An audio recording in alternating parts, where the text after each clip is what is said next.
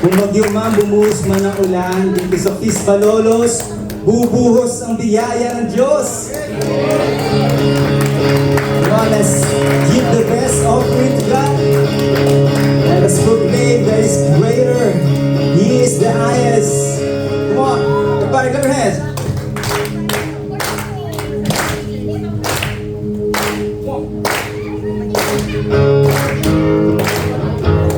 Aja ka na.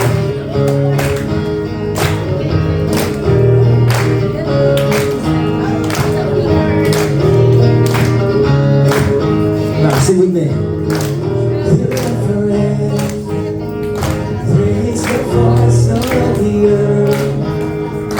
Here rejoices, will we sing in your presence. Give you the highest praise.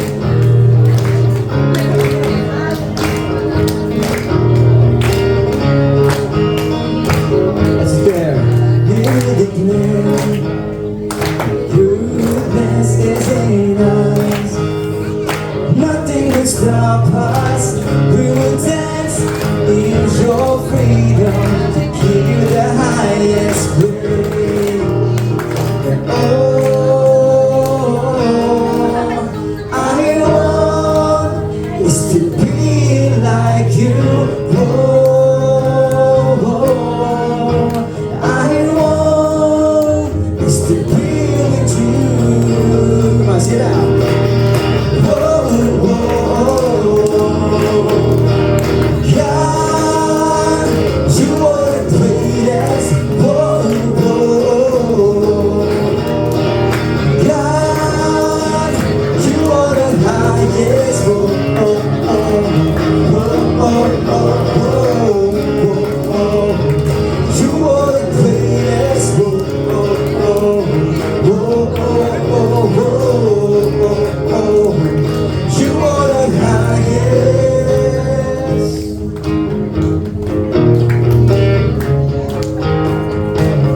Let's declare, let me declare, your goodness is in us. Nothing will stop us, boys. In your freedom to give the highest praise.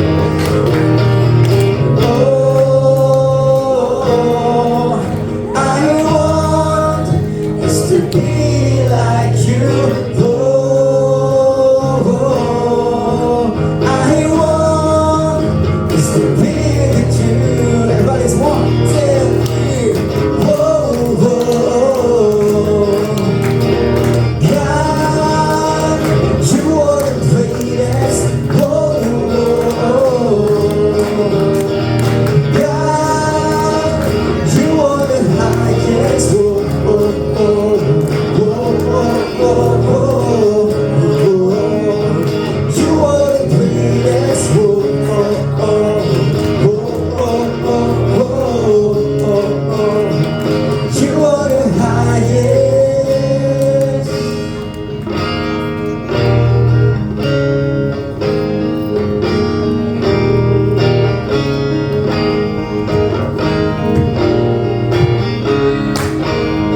Get up. Get up, get up, get up, get up, 'cause we are free. Get up, get up, get up, get up, 'cause we are free. Let's dance, let's dance, let's dance, come on, we are free. Get up, get up, get up, get up, 'cause we are free. Let's dance, let's dance, let's dance, let's dance, 'cause we are free. Get up, get up, get up, get up, 'cause we are free. Let's dance, let's dance, let's dance, let's dance, 'cause we are free.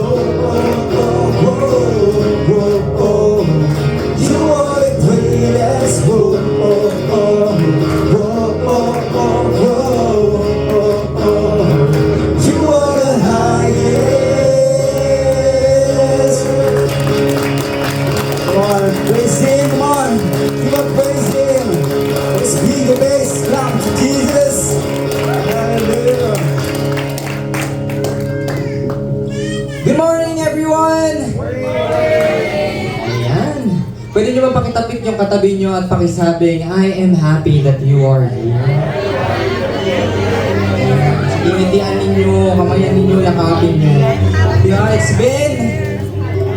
Parang ang tagal natin hindi nagkita-kita, hindi ba?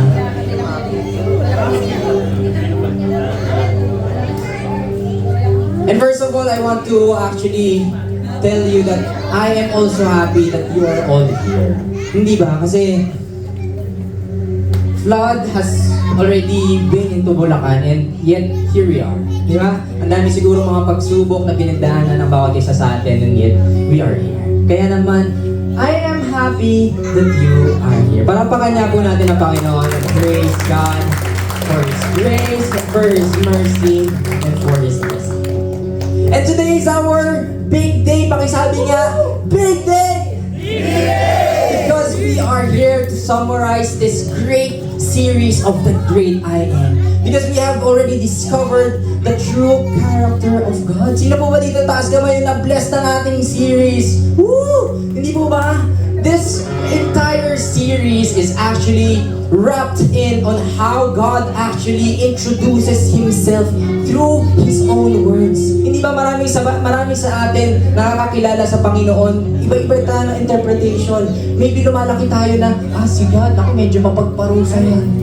Di ba? Nung bata tayo, ganun, natatakot ako kay Lord na maggumawa ng masama kasi baka ganito, baka ganyan. But then, we experience God in different ways. And then we suddenly feel like, God has been gracious into my life. Tama ba? God has been merciful into my life even if how sin, gano'ng kalaki yung kasalanan na nagawa ko. Amen? How blessed I am to have received all of these gifts and all of this providence into my life. Maybe that is how we actually learn who God is. But throughout this entire series, God has been showing us who He is, no? And through His own words. Diba? Kaya naman, if you are all ready to start this big day with me, let us all pray our favorite family prayer here at the feast. In the name of the Father, and of the Son, and of the Holy Spirit, amen. Stretch out your hands if you can. Today I receive all of God's love for me. Today I open myself to the unbounded, limitless, overflowing abundance of God's universe. Today I open myself to God's blessings, healing and miracles. Today I open myself to God's word so that I become more like Jesus every day. Today I proclaim that I am God's beloved, I am God's servant, and I am God's powerful champion. And because I am blessed, I am blessing the world. In Jesus' name, amen and amen. Friends, we have been reading the same scriptures for almost 5 weeks. And today, we will read it once again. Because our big message for this day is that God lavishes His love to 1,000 generations. And before we proceed, let's all praise and sing to the Word of God. Thy word is a lamp unto my feet and a light unto my path. Speak to us, O God. We have been dissecting kung paano nga ba ang pagpapakilala ng Panginoon sa atin. Di ba? Later on, we will go through each and every attributes of God. Di ba? But meron tayong, di ba, every week natin itong binabasa, pero parang ang hirap basahin nung huli. Di ba? Nung una, ano ba yung sinasabi sa atin nung una? Sabi dito, the Lord, God is compassionate and merciful, slow to anger and filled with unfailing love and faithfulness. Di ba? Ganun siya. But when it comes, di ba parang it's all comforting, showing to us how all of this characteristic of God is. But parang meron tayong kinakatakutang marinig. Di ba? Exodus continues with these words, ang sabi dito, yet He does not leave the guilty unpunished. He punished the children and their children for the sin of the parents to the third and fourth generation.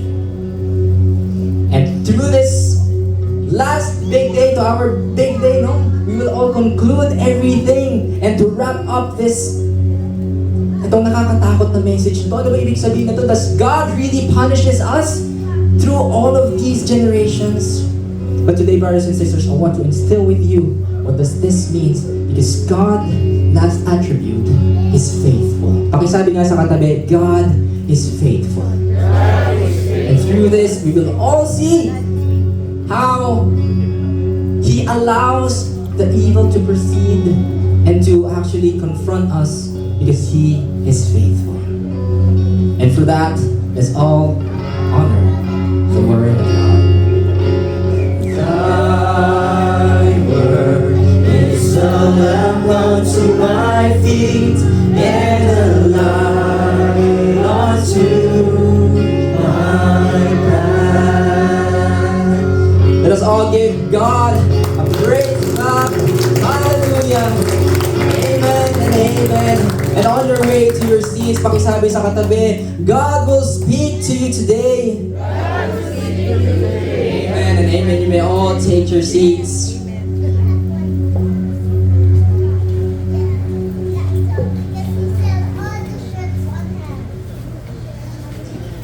I'm sure a lot of us, no, parang naging kabisado na natin tong verse na to. Kasi ilang beses na natin, ilang weeks na natin tong pinag-uusapan, di ba? The Lord, di ba? Kung dati tinatanong ko sa inyo, ano na ba yung pinaka-famous Bible verse before, di ba yun yung for God, di ba? So love the world ngayon, parang medyo napapalitan na. Di ba? Kasi lagi natin na siyang pinag-uusapan. The Lord, the God, compassion and merciful, slow to anger. Di ba?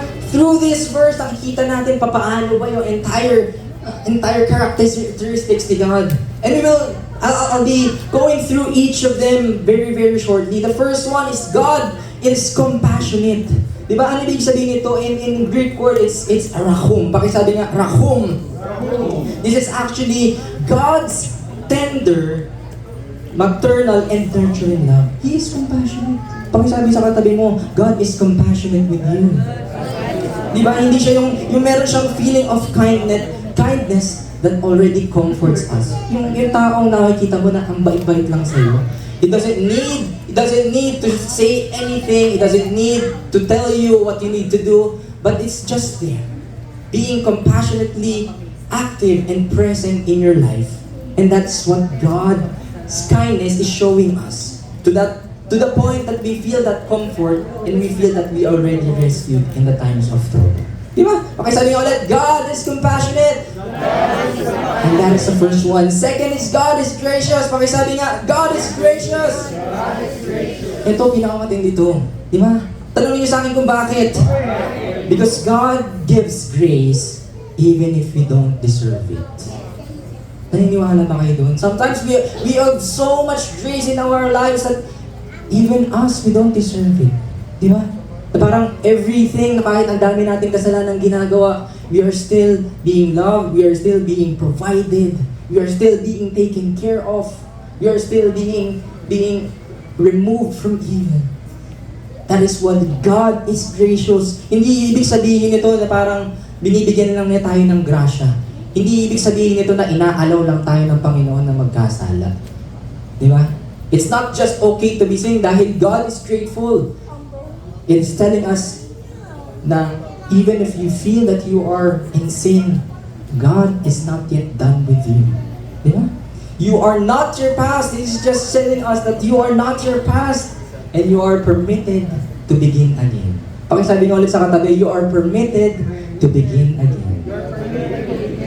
Diba? Ang comforting na sometimes you feel that, no? And we can start again.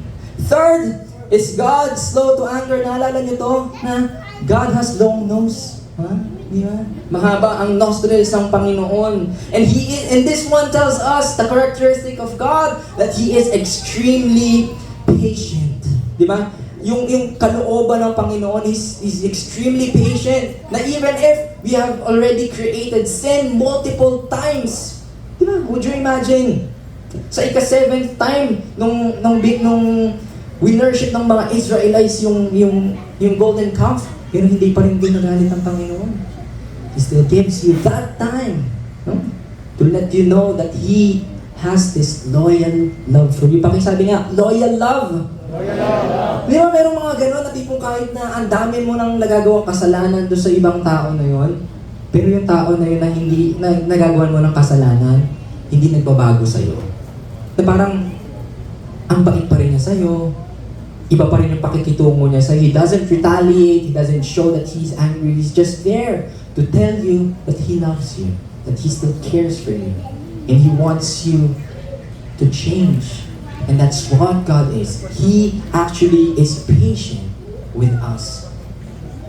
And the product of that, di ba? Because He is so loyal to love, He is so loyal in loving us, we tend to be good. We also tend to be good. Yeah? Parang, ang bait-bait ng Panginoon. Bakit ko kailangan magpaka-mukmuk dito sa kalungkutan? Bakit ko kailangan magpakamukmuk dahil makasalanan ako? He's already there for us, being loyal to His love. Fourth is abounding in love. Pakisabi nga, abounding in love. This means that it is kisid. Di ba naalala nyo? Pakisabi nga ulit, kisid. Yung meron siyang malasakit. Di ba? Deep concern and generosity which moves God to act generously towards us again and again. Hindi na tayo tinitigilan. Kahit na gaano pa karami pagkakamali, kahit gaano pa karaming kalungkutan yung nararamdaman natin. Because forgiveness is in its core. Kaya nga, pakisabi mo naman din sa katabi mo, pinapatawad ka na ng Panginoon.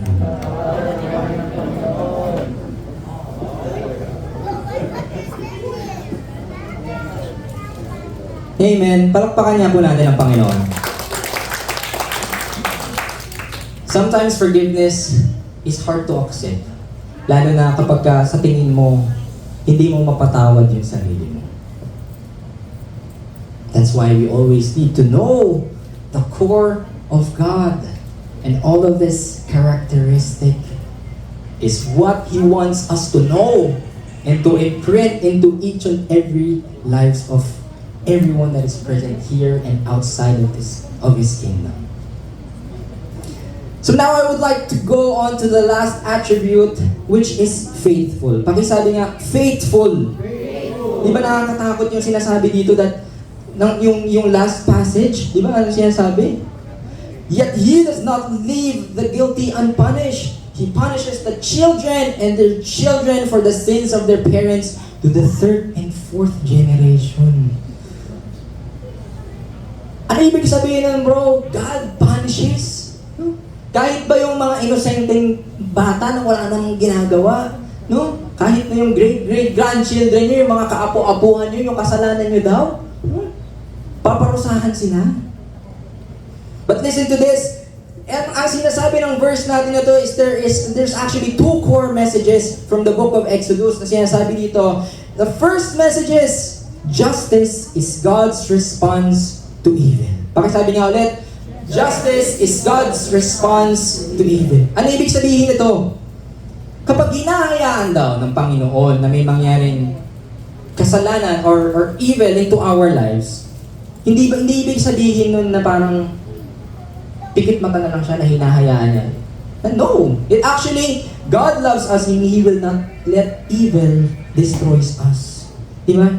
Hindi ibig sabihin nun na He is punishable. Hindi siya laging ganon. Because God doesn't want you to be broken. And He doesn't want you to stay broken. That's why merong ganito. Hindi yan. Di ba? Because in due time, God will make all things right. Pakisabi nga ulit sa katabi, God will make all things right. Diba? Sa tingin natin, ang dami nangyayari sa mundo, ang daming kasalanan, ang daming pagkakamali, ang daming pagdududa sa sarili mo. But when you hear this one, it will just tell you that God doesn't want you to be broken. He doesn't want you to stay into that sin. And He wants you to to restore again. Because the second message is, God's justice is bounded by mercy. Let me tell you this, no, magkaroon lang tayo ng quick Bible study. Did you know na there is a Hebrew idiom na ang sabi to the word of 1,000? Pakisabi nga, 1,000. 1,000. Ito palang words na to na 1,000 is a Hebrew idiom which actually tells and says that it's a hyperbole, which means it's inexhaustible or limitless. Walang katapusan. So kapag daw pala sinabi during that time in the Bible, ng mga Bible authors na in 1,000 generations. Di ba maririnig natin yan sa mga kanta natin? Di ba? In 1,000 generations, and your children, and your children, and your children. Di ba? Tapos, naalala ko yan yung unang kinanta natin nung nag-introduce tayo ng The Great I Am. And what I wanted to tell you about this is in our verse, it says that in the third and fourth generation. Ano ibig sabihin nun? Hindi sinabi ng Panginoon na in 1,000 generation yung paparusahan niya. Ang sinabi lang ng Panginoon is that on the second to the third and to the fourth generation lang. What does it means? It refers to just the typical household during the ancient time. Ano ibig sabihin nun? Ibig sabihin lang, during the ancient time kasi, di ba, parang ganun pa rin yung mga Pilipino, na nandun yung si Lola, si Nanay, si Tatay, yung mga apo, di ba? That's the entire household. And that sin can be only wrapped up into that household. It means na localize lang yung consequences ng mga sins natin. Hindi siya 1,000 generation na ibig sabihin na nagkasala ka, pati apu-apuha mo. No. It just tells us that God's grace limits the damage. Ano ibig sabihin nun? We are not condemned by our past. And we can break the cycle of sin. Sige nga, pakisabi mo sa katabi, you can break the cycle of sin. You can break the cycle of sin. Diba? Later on, we will actually go through kung paano nga yan. Ibig sabihin lang nito, we don't have to repeat the patterns of our parents. Kung mayroong mga pagkakamali, yung mga magulang mo o kaya yung mga lolo at lola mo, no? We have that. God allows His mercy to stop their cycle of sin. Kaya naman, before, di ba sabi dito, mercy triumphs over judgment. Yun yung sinasabi because the mercy of God is so big. It actually covers from the judgment. Akala natin, huhusgahan na tayo ng Panginoon dahil nagkasala yung magulang natin o kaya yung mga lolo-lolo natin. But still, we must answer this hard question, these 3 disturbing questions. Di ba? And all throughout our reading, throughout the Bible, parang minsan nami-misunderstand natin siya kasi wala tayong, parang binabasa natin siya through our modern eyes eh. Parang iniisip natin, na ito literal yung meaning nito, no? Nabibebenta ko lahat ng pag-aari ko para lang makita na sobrang faithful ako kay God. No. Because the Bible is an ancient book and we must read it with ancient eyeglasses. Kaya naman question number 1, does God really punish?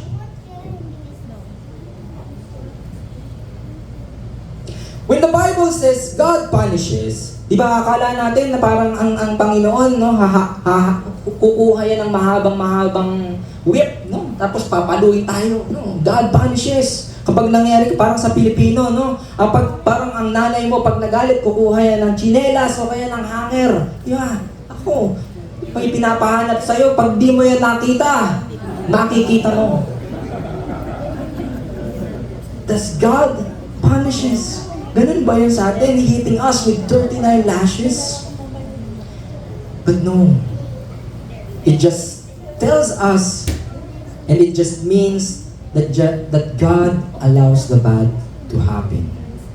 The bad consequences of our bad decisions for our own good. Naalala niyo yung mga kasalanan niyo? Minsan natatanong natin, Lord, bakit ganito yung nangyayari sa buhay ko? Lord, bakit ganito na yung nangyayari sa pamilya? And we ask God, kasalanan mo to, Lord, bakit ganito? You allow bad things to happen in my life. But you have to remember, maybe it was a sin that you have committed in the past. And it is just affecting your life right now. It's not to actually punish you, no? It is for your own good to experience that, na pagsisisihan mo siya to the point na I don't want my son and my daughters to experience this anymore, and the cycle of sin stops with me. Because here's the brutal truth: sin carries its own punishment. Pakisabi nga, pakiulit, sin carries its own punishment. When we sin, di ba? Napapansin nyo that when we sin, it's already our punishment. Kapag ginawa natin to, mararanasan natin yung punishment kaagad-agad. Minsan hindi kaagad-agad, minsan after 1 year, after 1 generation, after 2 generation, di ba? And that's precisely why God tells us not to do it. Because when we do evil, we destroy ourselves. And also, we destroy our family. Pakisabi nga, ganun pala yun. Question number 2. Does God really punish the children for the sins of their parents? Di ba parang ang unfair? Na parang, kasalanan ko to, Lord, huwag mo na idamay yung mga anak ko. Di ba? But we need to actually understand what it means through the scriptures din. Di ba? Because maraming verses in the Bible that contradicts this. Di ba? Sabi nga ni Moses dun sa Deuteronomy, parents must not be put to death for the sins of their children, nor the children for the sins of their parents. Parang kinokontradict. Sabi ng pagpapakilala ni God, kaparusahan yung lahat ng second to the third and fourth generation. But in Deuteronomy, parents must not be put to death, even their children. Di ba? And also in the prophet Ezekiel also tells this in this book. Sabi, the one who sinned is the one who will die. The child would not share the guilt of the parent, nor the parent share the guilt of the child. So, paano natin marireconcile to? Parang ang gulo, bro. Sabi ni Lord, ganito. Sabi ng ibang mga prophet, ganito. Tanong niyo sa akin kung bakit? Because just God confronts all sin, even those we learn from our families. Diba? God confronts all sin, even yung mga sin na hindi mo nakikita ng iba. Even yung mga sin na ginagawa mo ng ikaw lang mag-isa. Yung mga pagkakasala na akala mo, it doesn't actually affect your future. God confronts all this. And sometimes it actually affects our family.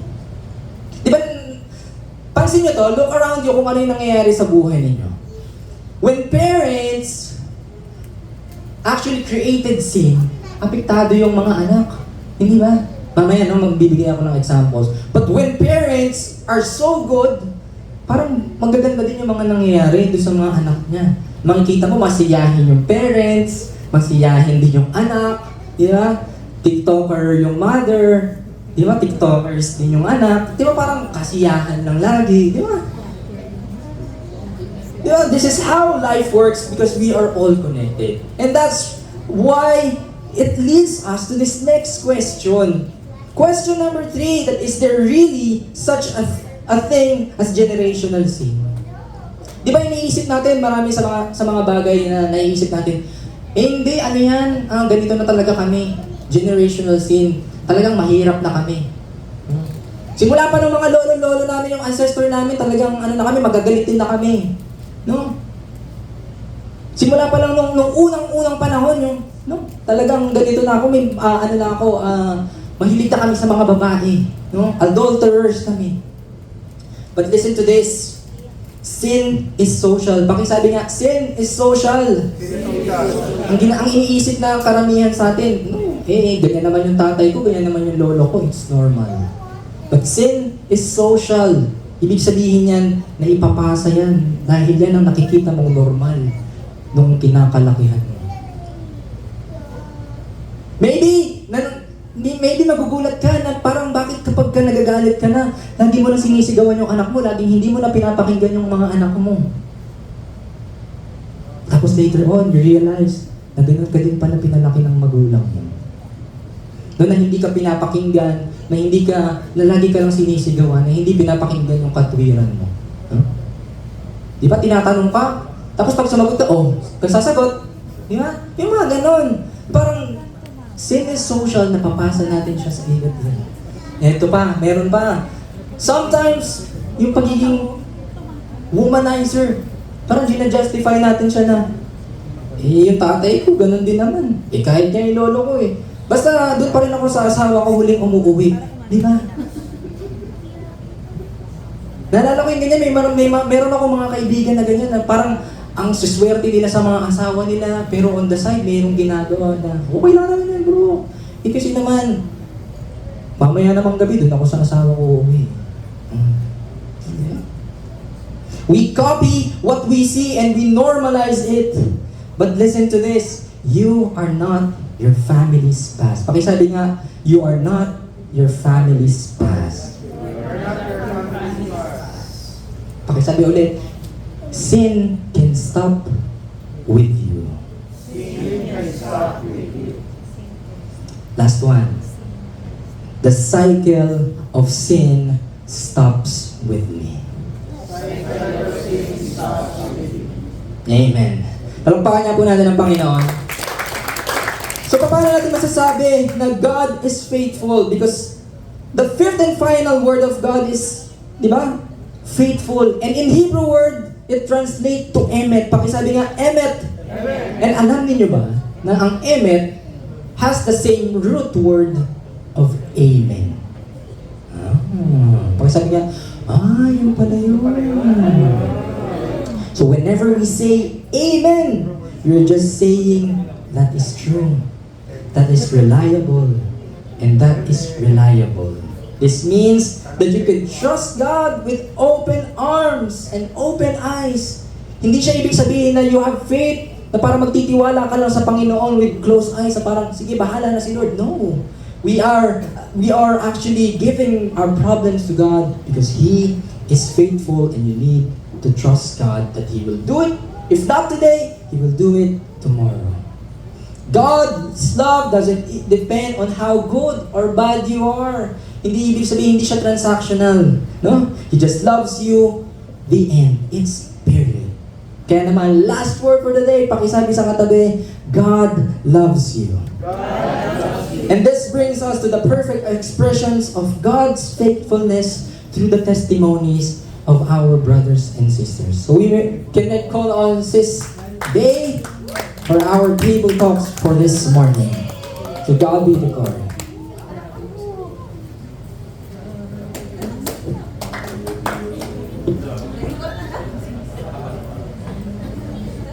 Good morning! Good morning! Lakasan natin kay kakaunti tayo. Good morning! Good morning! Namiss niyo ba? Namiss niyo ba ang isa't isa? Yes! Sino dito ang hindi binaha? Wala pa. Natatanging nila lang asis. Sino ang hindi tinanong kaso? Sis Milet, saan ka ba? Buti naman, di ba? Very good, very good. God bless you. Ayan, so alam naman sa atin, ang dami natin pinagdaanan for the past 2 weeks, kasi kailan tayo huli nakita, August 2, and now is August 16. But sa dami ng pinagdaanan natin, and we're ending our series this Sunday, so we will end it with the table talks. Ayan, so medyo pinaghandaan natin to, no, kasi namiss natin ang isa't isa, and ang ganda talaga ng talk natin. So, ang ganda ng topic natin, the Great I Am. So, hindi lang natin pag-aaral, pinili lang natin sa table talks natin ngayon, we will not talk about God in the scripture, but also who is God in our everyday lives. So, for today, for this morning, we are inviting 3 sisters, 3 servants, 3 mothers, 3 titas. Ang dami nilang sinusuot na hats, no, in their lives. Pero syempre, lahat sila ay daughters of God, di ba? So, for this morning, may we all welcome with God's love our 3 panelists for this morning. May invite Sis Jody, Sis Princey, and Sis Tin to join us sa ating table talks. Ayan. Talaga may grand entrance. Wala, pina-red carpet natin yung buong floor para naka-red carpet kayo. Oo. Oh, sa iba-iba pa talaga nagkani. Ang lakas makahoong nga. Diba? Ah, sinabi ko ba yun? Okay. So, ready na ba? Diba? Binigyan ko ilang question na, ng copy ng question. Galingan nyo. Ayan. Hindi kayo Gen Z. Don't worry. Ayan. Ang unang question ko ay para lang pambasa kasi kinakabahan ng host. Ang host talaga kinakabahan. I-spray ko yung sarili ko. Ayan. So, alam mo, 15 minutes lang tayo, no? For 15 minutes. Kaya, kahit marami kayong gustong i-share, the best answer na lang ang ating ibibigay. And I'm sure you'll be inspiring and making people feel how God loves you and how God moves in your lives. Ayan. So, first question, mabilisan lang to. If your life right now were a movie title, what would it be? Ay, Diyos ko talaga naman. Wala kasi sa tanong, wala kasi sa binigay ko sa kanila yun. Oh, movie title, what would it be? Ay, 30 seconds lang. 10. Bituin walang ningning. Hindi ko natatanungin kung bakit. O, bituin walang ningning. Sige, Sharon. Next. Hindi ko alam, pero ito lang naisip ko, Star Wars. Brother Elmer Star Wars daw. O, di ba? Si Sistine. Wala ka na yung top that sis. Oo nga. Okay. One word lang, Grace. Grace. Okay. Yan. So, okay. So, yan ang current na movie of your life. Okay. So, hindi ko alam kung bakit yung mga sagot nyo. Oo. Mamaya mag-iisipan nyo, bakit pa sinabi yung bituin walang nini? Bakit pa sinabi yung Star Wars? Oo nga. Isang age yata. Okay. Okay. Pero ngayon, we'll talk about the director behind your life. Yan. Pag-uusapan natin si Lord kasi na the great I am tayo. Okay. First question. Ito, alam nyo na to. Dapat alam nyo na kung sino yung sasagot, ha? Galingan nyo. Okay. Kunyari nagugulat ka, Sis Jody, ikaw ang tatanungin ko, ganun. Okay, first question. Dahil nga isa sa ano natin, sa characteristic ni God is He is gracious. So who is that one person in your life who sometimes tests your patience or generosity? Sorry, yung mga tanong ko medyo pang ano to, pang away mode yata eh. What has God been teaching you through that person? Sabi mo sa akin, yung message mo, nakaka-relate ka. Okay, sige. Sige. Sige. Parang ano lang, parang early this year, January, yung former boss ko, I was disappointed. May ginawa siya na supposedly nagta-transition siya kasi mandatory retirement na siya this August. Sa akin, siya doon sa akin boss. It just so happened, meron pala siyang iniwan ng mga na details. And then when an incident occurred, nagulat kami, and it has something to do with benefits. So sa akin, non-negotiable ang total rewards. When we found out, she's been rude, she pointed the blame to us. So ang lakas maka-Poncio Pilato nito. So nagugas agad ng kamay. So sa akin parang off sa akin yun. I've been with you for 10 years, so dapat kilala mo na pag may kasalanan naman sa akin, aamin ako, aamin yung mga tao ko, yun ang gusto ko. So I expect the same from her. So since then, January to talagang totally lahat ng lunch, dinner invites na may kasama siya, hindi ako ma-attend. Nagde-decline ako. Nag-book pa ako ng flight on the day na alam kong birthday niya. Para hindi ako kasama sa send-off niya. And that's next week. And then come Jewel's conference. So parang sa akin, ang bigat nung nung feeling ko parang so kung mag-birthday na siya.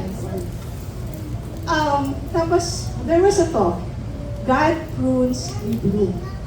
So parang instead of a tree, ang na-imagine kong dumaan na vision sa akin, parang there's a heart. Tapos alam mo yun, yung scab, yung pag may sugat ka, or pag nag-crack, bumaba siya. So parang na-touch ako sa I know God is talking to me. So parang dumambot yung puso ko, I have to do this. Kasi ayoko matapos yung friendship namin ng ganun. Tapos on the one of the stalls, yung sa Oremus na parang grocery doon, yung owner nun, tao ko yun dati, tao namin. Tapos biglang lumapit siya, Ma'am, sabi niya, nag-confide sa akin, sumisan mo, sana magbating na kayo. Ay, sabi ko, why did you say that? Sabi ko, sige na ma'am, sabi niya, nag-confide siya sa akin, mag-birthday siya. So, sabi ko, sige. I look for a rosary. Alam ko pink or green lang ang favorite niya. Meron doon, ang cute niya talaga. So sabi ko, sige, bibiling ko to para sa kanya. Sana makatulong to. Then come last Tuesday, medyo late na, no? Ulan pa noon. In-approach ko siya, nakita ko nasa hiwalay na siyang area. Tapos kinausap ko. Sabi ko, advance happy birthday. Thank you for all the good memories. Ganun na sinabi ko. Tapos we hugged. Alam mo yun, parang natapos yung 8 months na samaan namin ng loob. And I know, hindi siya parang man-made to, yung nag-kumausap sa atin during visuals. It's God talking to us. And when God, and with that I remember nung nagtanong si Peter kay Jesus in the book of Matthew, how many times tayo dapat mag-forgive? Is it 7 times? No. It's 70 times. Galing! Di ba? Magaling talaga ni Lord. Mamaya ko kwento ko bakit sumisaan magaling si Lord. Kasi hindi talaga para sa iyo yung question na yan. Kaya sabi ko, I discern kung kanino ko itatanong itong mga tanong na to. So, last minute, I opted to switch the name. So, talagang para sa iyo pala yan. So, thank you, Lord, for allowing you to share. Diba? So, yung mercy niya and how He is working in your life. So, thank you, Sis Judy. Okay, next question, Sis Quincy. Ayan. As a mother, a wife, or servant, what is one thing that you do to others, for others, that sometimes you wish people would notice or appreciate more? Bigat naman Mabigat, talaga. diba? At may follow-up yan. Paano pag hindi napapansin ng iba, ano ang nagre-remind sa'yo to keep on serving? May I go? Papaalam daw yung builder natin. Siguro para sa akin, along the way ng mga teachings from the Feast overall, siguro para sa akin yung present ko para sa ibang tao. As a mother, as a wife, as a daughter, as a servant. Kasi mas madalas, inuuna ko yung ibang tao kaysa sa akin. Yung family ko, yung friends ko, and yung mga tao na nakapaligid sa akin. So, minsan, talagang nararamdaman ko yung pagod. Yung pagod na nakikita kaya nila yung ginagawa ko para sa kanila or napapansin ba nila, na-appreciate kaya nila. But sabi ko nga, along the way, yung mga teachings, nagre-reflect sa akin, parang God is teaching me na, anak, hindi naman kailangan lahat, kailangan ma-appreciate at kailangan makita yung ginagawa mo. Ang nagre-remind sa akin is, God sees everything. So, yun yung pinaka-importante sa akin, and His approval should be enough for me. Tama. So, galing, di ba? Diba? So, sometimes, diba, sometimes people don't see our sacrifices, no? But God sees the heart behind them. So, yun yung sinasabi nga na grace ni Lord sa buhay natin. Okay, thank you, Sis Quincy. Okay, next, team. So, dalawang question for team. So, wala pa. Wait lang, Jayma. Okay, next. So, di ba sabi nga, God is a compassionate God. So, when was the last time you experienced God understanding you, even when you couldn't explain yourself to anyone else? There's this silent battle na palagi kong pinagpipray kay Lord, and every time I would pray, I struggle. I may have confided this to few close friends. Pero nung one time na nagsimba ako, I think that was Wednesday, weekday, I really tried to na magsimba. And medyo, medyo blurry yung pag-iisip ko, no? Hindi ko ma-absorb yung homily, yung gospel, ayan, kahit sa communion song, hindi ko ano. Pero at the end, nung magko-closing na yung pare, yung sinabi niya lang nun, pagpalain nawa tayo ng mahabagin at mapagmahal na Diyos. Yun na yung nag-struck sa akin. Kumbaga, sobrang na-touch na ako nun. And I stayed for a bit after Panungmas. And I just talked to God na, yun, parang sinabi ko kay Lord, even though na I cannot worship you unang 100% na perfectly, but I'm still here and I know na thank you for that message, confirmation na you really are a merciful God and a loving God na sobrang compassionate mo and you know yung struggles na pinagdadaanan ko ngayon and you've comforted me with those words. So with that, I can say that He really is a very compassionate God. So, di ba, parang, kasi ang ano natin is, hindi naman natin kailangan maging okay all the time, no, for God to love us. Di ba? Yun yung masarap na feeling and masarap na message ng talk na to. Okay, second question.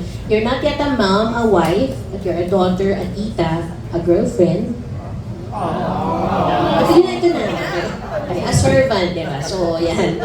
So, what usually happens when you're tired or you're overwhelmed and everyone seems to need something from you? So, what helps you to come back to your God is with me mindset?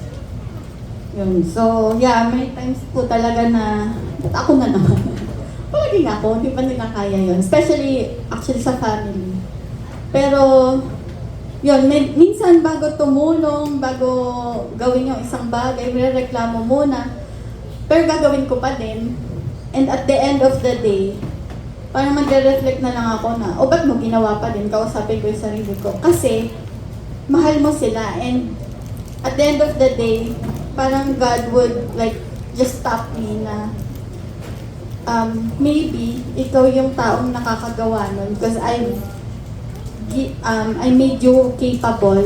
Ikaw yung capable ngayon, ikaw yung makakatulong ngayon, and parang mas masarap na ikaw yung tumutulong kaysa ikaw yung tinutulungan, di ba? So, parang in a way, nabaliktad pa siya na parang, it's more of a privilege pala and an honor to actually be able to do that to other people, to be the one that they run to when they need something.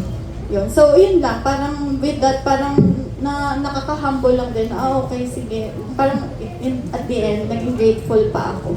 You realize that God equipped you first. Diba? Before ka sinabak sa sitwasyon na yun. And it's a good, again, another good realization. Okay. So next, ito na, another troubles, ano na naman to, pang trouble na naman yung tanong ko. Okay. On a scale of, ito para sa lahat quick answer lang tayo. So for everyone, on a scale of 1 to 10, how slow are you to anger? No? How slow, as in capital S-L-O-W. Ayan. And ano yung usually nag-trigger sa inyo para magalit? Short lang. Siguro how fast yung ano ko 7 or 8 ako dati in my early 30s. Yung tipong hindi na-press sa gitna yung toothpaste, medyo naiiyak ka na. May error yung grammar ng email. Pero may ChatGPT, may Copilot. Pero now in my 50s, siguro ano na ako, parang 3 or 4. Medyo bumaba na yung anger. Mas ano ka na ngayon, pasensya. Galing. Talagang gano'n yung mga sequel kahit na another N-word. Okay. Doon tayo sa Gen Z. Doon tayo sa quarantine. Ay, millennials pala. Millennials. Okay.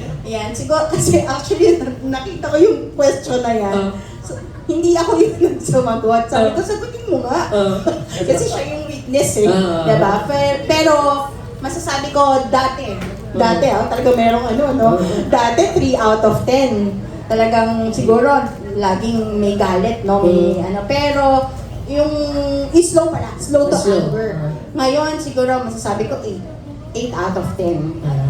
Tumaas. Yeah. Kasi kumbaga ngayon na, 'di ba, again, sa mga teachings, natututunan talaga natin on how to handle situation. na huwag mo nang mag-react, diba? Huwag mo nang magalit, diba? So, kailangan mo na kalmado before you react, diba? Kaya sabi nga ni God, diba, na mas magandang sagutin yon with napag-isipan mo muna with grace and talagang mas hindi magkakaroon ng problema kung iisipin mo muna yung sasabihin mo. So, yun. Galing. Swerte ni Brother Elmer. Okay. Okay, then 1, 2, 3, kalabog. Diba? Yung, Ganun ka, ay, naku, masisira yung cellphone mo. Okay, next team. Ako po, to be honest, reactive kasi ako, tsaka confrontational. So, 5 to 6, siguro. 5 to 6. 5 to 6. Medyo nag-improve naman ako kasi medyo na regulated naman natin po yung nervous system ko. So, yun, 5 to 6. Pero yung sagutin ko po yung kasunod, what usually pushes your buttons.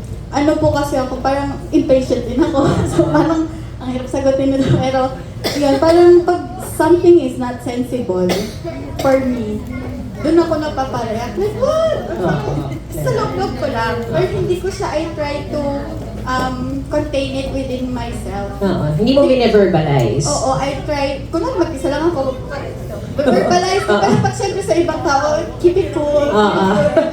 Pero yun, parang, and then I make it na subside muna before I actually parang talk to someone. Yun, parang aayusin ko muna yung words, ganyan, papalambutin ko Papag-isipan mo Ayun, muna. pag-isipan ko muna. Thank you so much. Ayan. So next, have you ever had a moment when you were about to react? Yung pariak ka na, no? Pero somehow God helped you pause. Ano nangyari? Sige, very quickly, Sis Judy. Actually, especially if it's something against your family, mga bashers and all. Tapos, there's a crisis kasi ngayon sa family namin. My eldest is seeking annulment. So, nung time na medyo may problema sila ng ex-wife niya, nagpo-post yung girl. So, gusto kong sagutin, alam mo yun, kailangan ko pigilan sarili ko, lalong na grabe yung kaso and all. So, sabi ko, 4, 7, 8 breathing method. Oh my God. 4, inhale. 7, hold your breath. 8, exhale. And then always pray. I write it in my journal. Ang journal ko hindi kwento eh. Prayer ko kay God. Na kung babalikan mo, yung sitwasyon ko ng time na yun, makikita mo. And siguro yun ang pinakamabilis na pang-relief na. Yun. Okay. Good. At least meron kang outlet. Yung about you, Sis Betsy. Ayun, there are maraming moments natin, no, na parang gusto ko na mag-react. Especially, syempre, sa family. Usually, talaga, mostly, doon nangyayari or sa work areas, di ba, working environment mo. Pero dito sa family, hindi naman kasi perfect eh, di ba? Wala naman talagang perfect. So, sometimes, nakakapag-react ka, pero dati yun. Ngayon, mas nakokontrol mo na because kumbaga parang nakita mo na yung result for that reaction. No? Sabi ko nga, tama si Sise, inhale, exhale. Inhale, exhale. Kaya love ko talaga si Brother Bo dun sa Trigger niya, meditation. Inhale, exhale. Kasi every morning. talagang nawawala yung first reaction mo na magalit. Kasi sometimes, kapag dun sa reaction mo, pwedeng may masabi kang hindi maganda eh. At pagsisihan mo at the end of the day, di ba? So, parang sa akin, silence and prayer, yun yung ginagawa ko before reacting. Yung, instead of magkaroon ka ng reactions na emotions, doon mo dadaanin, emotionally. Okay. Thank you. Ayan. So about you, Sis Tin. Ako din po, thank God, na-intervene na. Nahayaan ko na siya. Before kasi, kausap ko, message agad ganyan. Pero ngayon, ilang weeks ko, depende din sa kakausapin. Pag loved one, minsan nga po, there's a difficult conversation that I have to deal with sa one of my siblings. Years yung tinagal.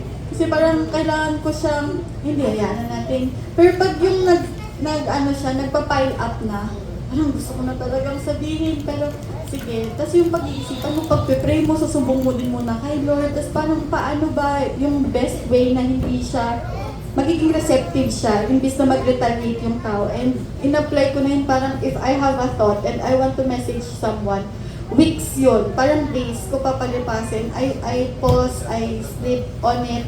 Tapos bago lang, kapag yun, in a way, I also purify yung intentions ko. Kung ito ba out of spite or really out of love and concern. So parang with that yun, nakakatulong naman talaga to pause. And yun yung nangyayari. Maayos din. Sabi nga di ba? Actually, minsan hindi naman, sa atin, syempre, tao lang naman tayo, no? Sometimes we really take time.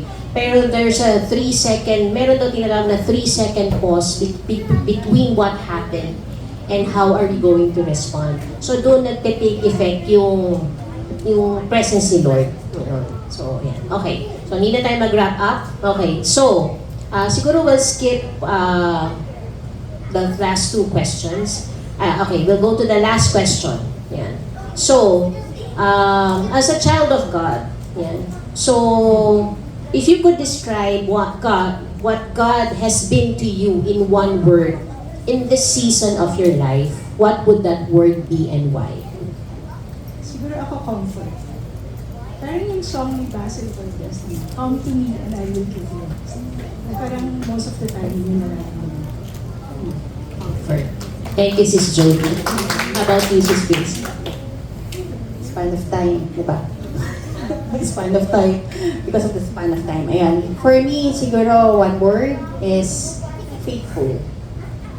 Faithful because, so, ayoko na sana Oo nga, dapat talaga nagkailangan ng tissue especially the seasons of my life. Grabe si Lord. Being faithful to me sa pinagdaanan ko. For everyone's information po, recently I undergo breast operation. Ang daming days na natakot ako. Even, hindi lang ako, pati yung pamilya ko for the result. Nandoon yung worries, nandoon yung anxiety, nandoon yung paano gagawin ko. Diba? But, God is so good. Dinirect niya kami sa mga tamang tao, medically, spiritually, para maayos, mas kalmado naming daanan with Christ. When the time na operation day, I really surrendered to God. Everything. During that moment, I asked prayer from families, friends, and the community. Alam ko, pinagdasal niyo.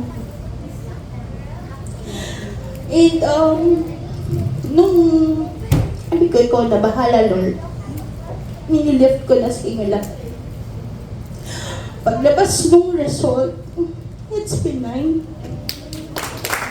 God is so good. Sabi sa akin, ni Doc, wala lang siya sinabi sa akin, praise God. God is so good. God's miracle. Tapos, after that, nakatulog na yata ako. Pero, hindi po madali yung naging experience.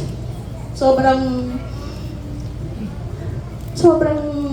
may mga pinagdaanan po. Pero God is so good na sinamahan niya ako dito sa journey na to. Sobrang ang dami kong naiisip, ang dami kong worries. But God lead me to the right people para maging maayos yung journey ko dito. And yung prayer, yung lagi kong sinasabi sa sarili ko, yung kanta na every single cell inside my body, LLS kayo, every LLS single cell is happy and well. Every single cell inside my body, every single cell is happy and well. I'm so blessed. Every single cell in my body is happy and well. The doon lang po ako nag-hold and the faith kay God para ma-overcome yung nararamdaman ko. Yung sobra talaga. Kaya, God never leave me. No, He never failed me. And He is the one is in control with me. All the Amen. glory and honor. Amen. Amen. Very clap for the Lord for His faithfulness and miracle sa buhay ni Sister Quincy. And we are a witness, no, how the Lord has been faithful to Sis Quincy and her family. Ayan. So, it's another reason for us to be thankful and to pray more, no? Kasi grabe ang biyaya at ang awa niya sa buhay natin. Okay, about you, Sis T, for our last question. One word, I would describe God as gracious. I believe na all this time, all my life, God has been gracious. I've literally been living under His grace every single moment. And yun, parang this undeserving sinner person na nandito pa rin hanggang ngayon, been able to serve Him again, be with the people, with the community. Yun, just grace. Gracious. Amen. Amen to that. So thank you Sis Jolie, Sis Tracy, and Sis T. So today we heard different stories from 3 different great women, but behind every story is the same God. Diba? Sa buhay nila, as isang Diyos lang ang gumalaw, a God who is gracious, a God who is compassionate, slow to anger, abounding in love and faithful. And maybe yung reminder sa atin, no, dabi nga natin, yung ating anchor verse for throughout this series is Guru reminding us that God wants us to know Him, not know about Him lang. Yeah. So, because we know that God is, when we know who God is, when we face when we face our roles differently. So, kapag pagod tayo, gracious si Lord sa buhay natin. Kapag tayo ay hurting, He is compassionate. Kapag tayo ay angry, He is showing His mercy by being slow to anger. When we feel unloved or we are unlovable, God is abounding in love. And when we are waiting, He is faithful. So with every season we are in, whether we are a husband, a wife, a daughter, a son, diba? A brother, a sister, kung tayo man ay we're not just a servant, a leader, an attendee, but we are a beloved child of the great I Am. So with that, we're ending our table talks and we continue with our worship.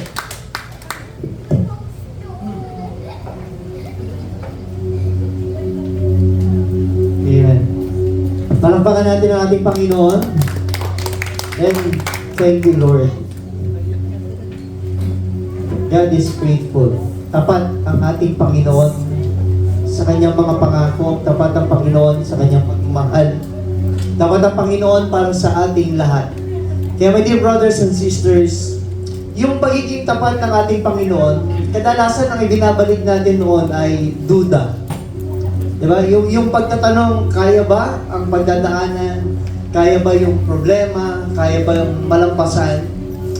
But my dear brothers and sisters, yung katapatan ng ating Panginoon ay ipinararamdam sa atin, ipinakikilala sa atin, sapagkat nais ng ating Panginoon na maging tapat din tayo sa Kanya.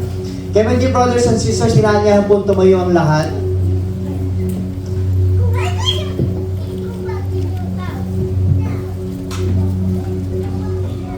Ang ating Panginoon ay, sabi nga natin, tapat. Siya ang pinagmumulan ng lahat ng mga biyaya, lahat ng mga pagpapala. At siya yung Panginoon na dakilang manggagamot. Ano man yung pinagdaraanan natin sa buhay, meron man tayo sakit spiritually, meron man tayo sakit physically, ang lahat ng yan ay tanging Panginoon ang dapat nating lapitan, sapagkat siya ang Panginoon nating lahat. Kaya my dear brothers and sisters, ngayong araw na ito, sambahin at papurihan natin ang ating Panginoon. Amen.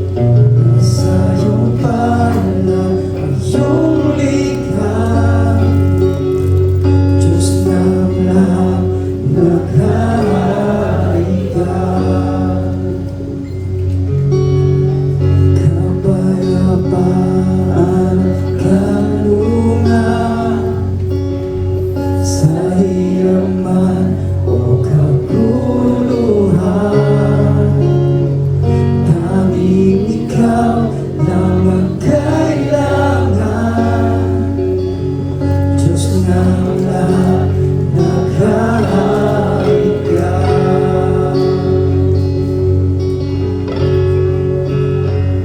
Sa ngalan mo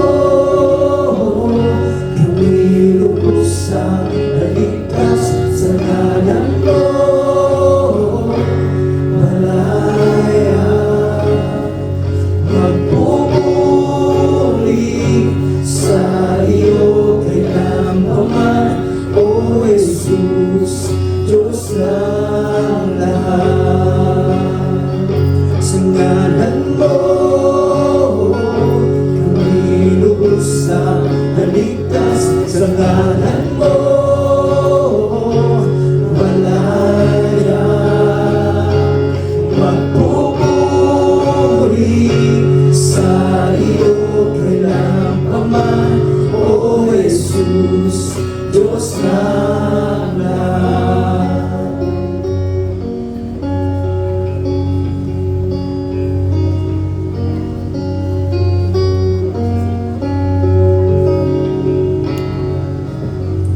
Dahil sa pag-ibig mong tunay, sa krus kinalay ang iyong buhay. Kamatayan, di magtatagumpay. Diyos ng lahat, naghahari ka.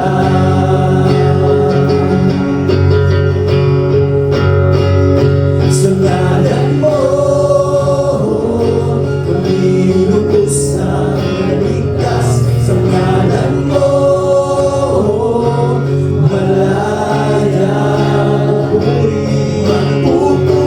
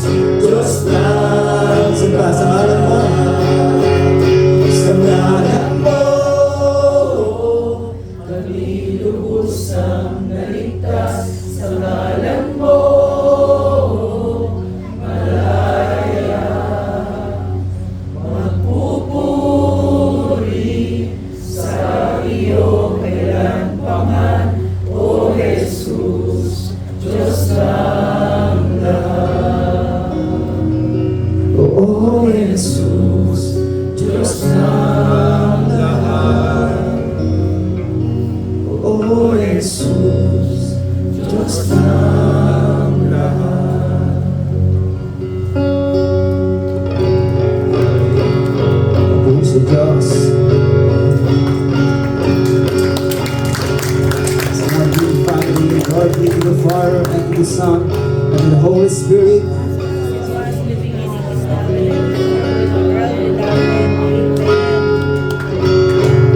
Malakas na palakpak